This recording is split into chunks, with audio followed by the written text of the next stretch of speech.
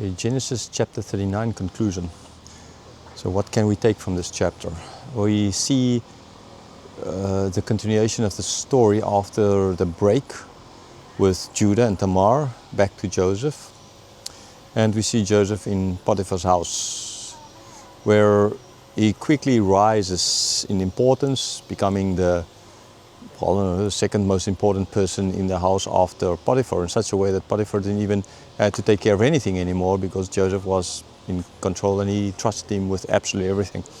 Okay, so this is kind of what happened. But then, like with Joseph's brothers before, where he didn't do anything wrong to be hated by his brothers, now in the same case he did nothing wrong to be ultimately hated by Potiphar's wife.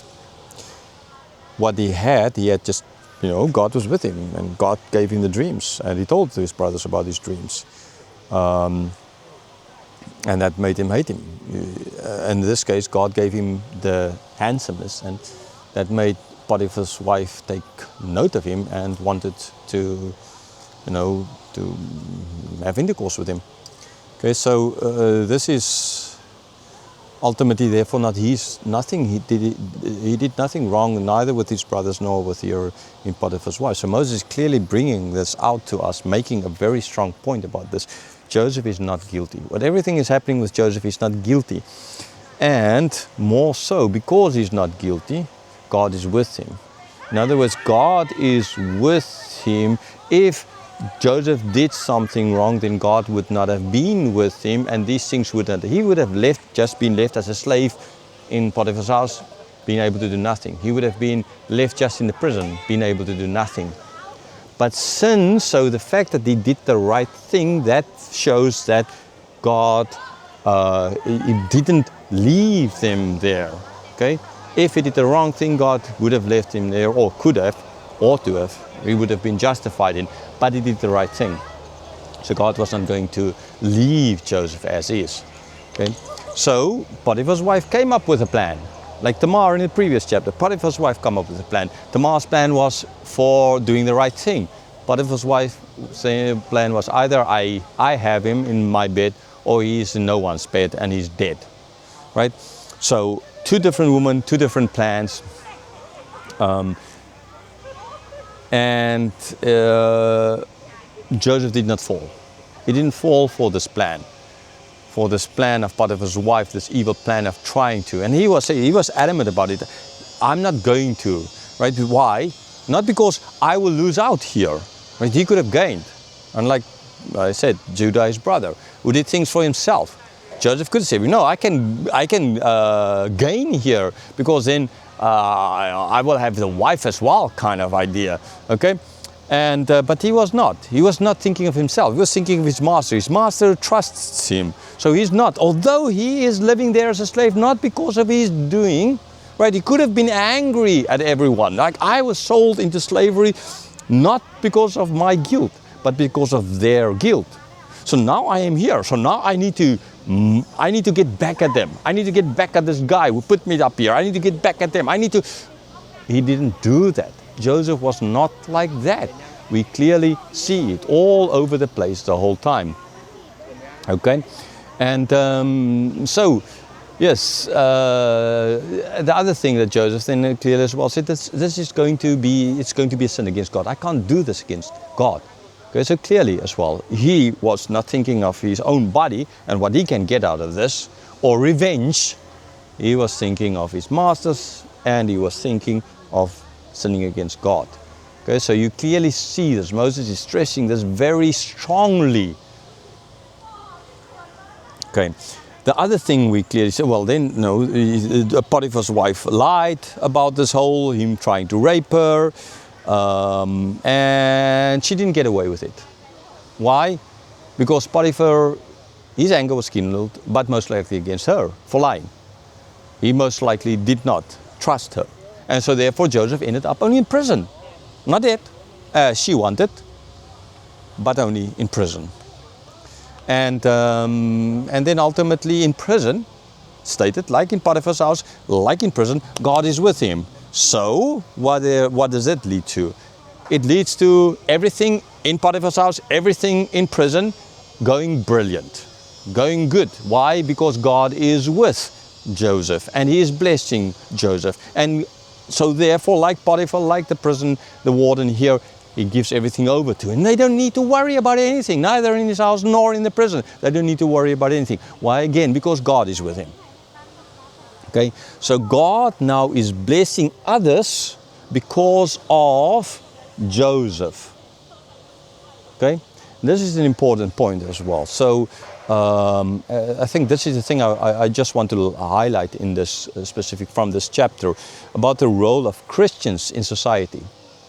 Okay, the world hates us, sure, I understand that. True Christians, I'm not speaking of in a name, people call themselves Christians who are not. I'm speaking of true Christians. The world hates you. Jesus said the world will hate you, okay? But what the world forgets is that if not for the Christians, they would be gone. There would be nothing left of them, right? Everything around, atheists are now going to laugh at me here. I'm saying, and I believe it 100%. Everything on this planet will collapse if you take away the true Christians. That's just that, right? Because of true Christians, God is blessing non-Christians.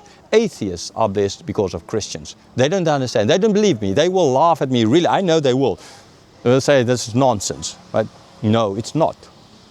Okay, you atheists and even people of other religions are blessed. Why? Because of true believers. Christians, firstly, we are blessed. Why? Because of the righteousness of Christ. If not for the righteousness of Christ, we would be unrighteous and we don't deserve anything. But for the righteousness of Christ, we are blessed. That does not mean we have health. That does not mean we are famous. We have 1 million subscribers on YouTube or something like that and making tons of money out of it. We don't need to work again. That does not mean that we will have a lot of money. That does not mean blessing is not that, right? It's in how God is using us, how through us God is blessing other people, how these things here are built ultimately because of God's blessing on us through Christ that leads and then flows over to other people. If a huge percentage, or I mean, even look here at Thailand as a Buddhist majority Buddhist country, right? Who were the ones who really built the medical infrastructure in this country? Christian missionaries. Okay? The best schools in this country, Christian schools. The best universities in the world, Harvard, Yale, other universities, Oxford, Cambridge. Who started them? Not atheists, Christians. Started by the church. Okay? So you need to see that because of that, where people are being taught, and then they can go out and teach others. So the blessings on Christians because of Christ then flows out to the world. What do you see today in the world? We see wars everywhere. We see people calling themselves Christians all over the place, not living like Christians. It's everywhere. I heard someone say the other day that Christians today have lower morals than the atheists of 50 years ago, or 40 years, I think in the 80s ago, which is sad. But it is true. Okay, and so we, and I include myself in that, that's right, we are not a blessing anymore to the world as we are supposed to be a blessing. The world is falling apart around us, wars absolutely everywhere. I've spoken a number of times about that, not only in Ukraine and Russia, in Myanmar, and it's been ongoing in Myanmar for the last nearly 80 years. Right? It's just a lot worse now. Now it's in every part of the country, but it's been ongoing there for that long. And it's not only in Myanmar. There are wars in the southern part of China, India here, Thailand here, right? There are Pakistan and in India nearly started throwing atomic bombs at each other a week or two ago. Okay, there's Somalia, there's Sudan. I mean, I can go on and on and on. What's happening in South Africa as well? We kind of don't have a war, but man, I feel safer in Yangon, in a country torn apart by civil war, than I feel when I'm in South Africa. And that was 12 years ago when I was there last time. Okay, we don't have a war, but man, everybody lives behind barbed wires and metal gates. And in a country where everybody's supposed to be Christian, or 80% of the people Christian. How the hell does that work? How does those two things even get together? It does not come together. So in other words, it's just a nonsense. People are not. They claim to be, they are not. Okay? You can claim to be a hamburger, but man, that does not make you one. You can claim to be a dog. You can even bark as if you're a dog, but that's not going to turn you into a dog. Okay? So we as Christians, therefore, we want to come back and be a blessing to our nations, to the world. We need to come back to God. That's just simple. Plain simple. We need to be who we are. We need to be in Christ.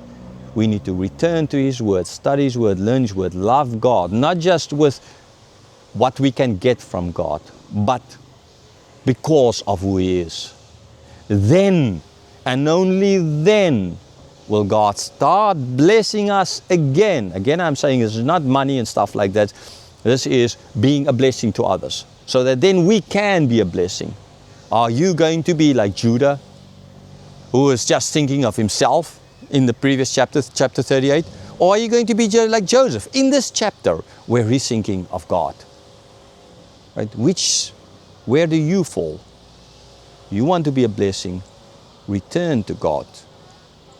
If you want to keep on being a bane and a laughing stock in this world, keep on doing what you're doing.